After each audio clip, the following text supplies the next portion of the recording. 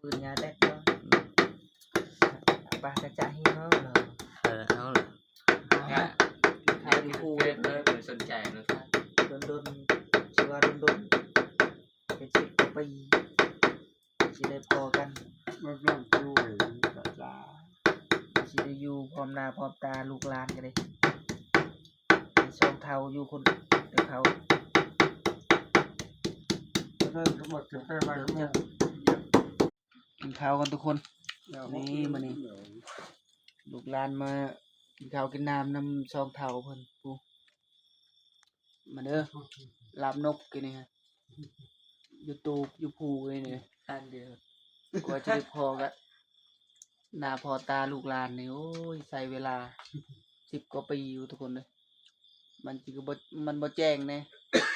แต่ก็มันเป็นคลิปที่มีความสำคัญอ่ะกินข้าวสวย แต่มันอยู่กับเวลาแรงแต่เป็นข้าวสวยนี่อ่ะกินข้าวกินน้ำก่อน